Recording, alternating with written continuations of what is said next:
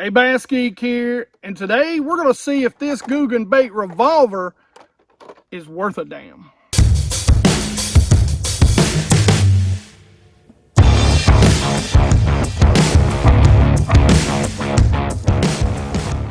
Alright, so we are going to tie this on. I'm going to talk about it, let you know what I like, what I don't like. This is a topwater, a little late in the day, but I'm going to show you how, and I'm going to tell you when I would fish this bait. And then I'm going to tell you what I think about it. I'll be honest with you, the last Googan topwater, their plopper, I was blown away with because of how easy it walked. I was blown away, guys. I'll be honest with you. I'm probably going to buy some of their ploppers because they walk that damn well. All right, so now the question is, how does this stack up to the one, the only plopper of whopper? And I'm going to tell you, we're going to check out the sound. We're going to see what we think about it and what we think about the design. But right now, guys, I want to talk to you about, that's right, the Mystery Tackle Box Pro. Guys, they send me one every single month. I pick a bait, that bait, and I do a review on that bait. I do a how-to on that bait. So I'm going to tell you how to throw that bait in August when it's tough. And topwater is good right now. But for you guys, the big deal is I give this box away to one of you lucky subscribers. So, all that being said, let's see what's in the box other than the revolver. All right, guys, got one of my favorite baits in here, and that is the Vile Crawl from Bile Spawn Baits. Love that bait right there. I'm going to be honest with you, like, I'm probably a bigger fan of this particular crawl than I am the Rage Bug. I like the Rage, or not the Rage Bug, the Rage Crawl. I like the Rage Crawl. It is a great, great crawl bait. But I don't know, man. I have caught, just seems like I've caught bigger fish on this. Now here's Semantis Baits. And this is a little swim bait in green pumpkin. I don't know what it's called. They don't put the name of the bait on the package, but it's a nice little swim bait, kind of a ribbed swim bait. Here from Excite Baits, 3/8 ounces, 2 to 5 feet. This is their, it's got a weight transfer system in it. This is their little square bill. Really great color right there. Kind of translucent. Kind of goes along with that color video I had. Here's some Daiichi Hooks. I like the Daiichis. Good hook brand. Phoenix spinner baits. Love that color of a spinner bait. That is kind of a gill color. As always, you get the Dibble Digest, or whatever it is they're calling it nowadays. You get what these baits would have cost you retail. Nice little sticker. And like basically some how-tos on the revolver itself. Flat tail prevents rollover. Strong #2 size treble hooks. Weight distribution. Lands upright every cast. Rotating fin. Distinct plopping noise. Center replacement draws, or center placement draws strikes to the hook, causes the body to jitter on retrieve. I'll be the judge of that. All right, guys, so let's talk about what I would rig it up on. I don't even want to read that. I do want to find out what they would rig it up on. Let's see. So, gear recommendation. Medium heavy casting rod. I agree. Moderate speed casting reel.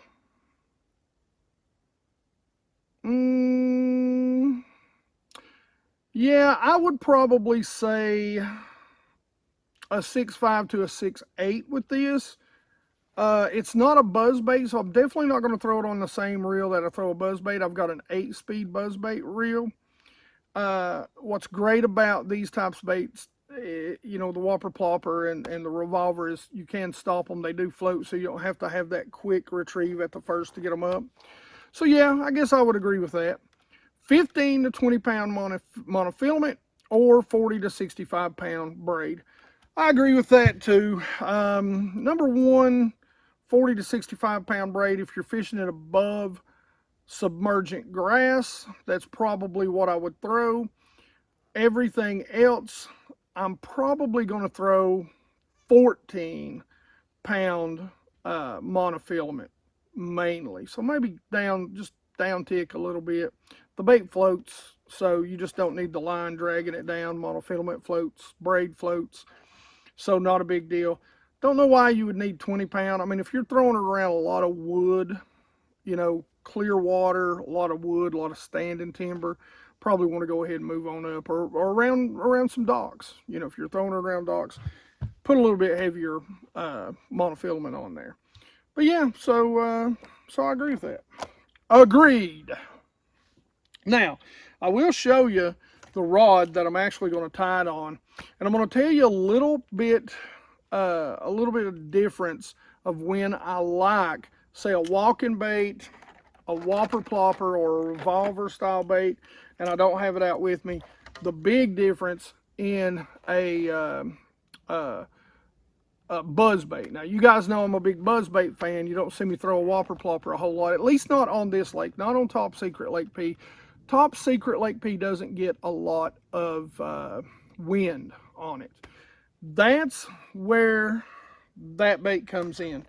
This bait, generally, I like it with not a lot of wind, not a lot of chop. A buzz bait, very little chop to slick calm is when I'm throwing a buzz bait. These, when I'm throwing these, is when it's a little windy. So that's when I'm breaking out the whopper, plopper. Now, you can catch bass on it, you know, at other times, but it seems to be better when there's just a little bit of wind or low light conditions. That's when that whopper, plopper tends to work, or the revolver. Those style baits. So, plopping baits, I guess we'll call them. So, let's go ahead and tie this on, and let's take it out for a spin. All right, guys, so where do you throw a plopping style bait? During the mornings, a plopping style bait is a great search bait to cover a lot of bank. It's great. Now, I will tell you, I generally like, you know, a little bit of wind. If it's not for wind, I'm probably going to throw a buzz bait. That's generally what I like. Now, with a plopping style bait, some of the places that it's really great is over, I know you can't see it, but we've got some submerged grass up here. And somewhere in here, I've got an iPhone 11 Max too. You know, it's just fell out last year. But all that being said, you know, it's great in places like this. Submergent grass, overtop wood. Again, I like a little bit of chop on the water, you know, a little bit of wind. And one of the things about fishing it over top of things is make multiple casts. So, now I will say this, it seems to have righted itself, but I've made several casts with this thing, and I don't know if something has gotten in between the body, but it seems to have gotten better. It's not rolling. It was doing great at first, but for whatever reason, and it seems like it's straightened itself out, but this is something that I don't necessarily like, is I don't know that you can get down inside here. And if you get something in there, it's really going to affect this bait and how it works. But it did seem like something had, maybe some trash or something had gotten down in between there earlier. but it does seem to be working better now. But like I said, one of the things about this is make multiple casts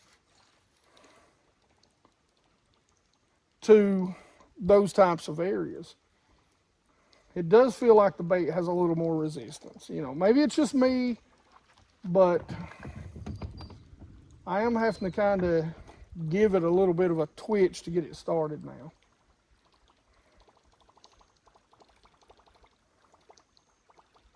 The body's not rolling, it's staying upright, so get back there. There we go.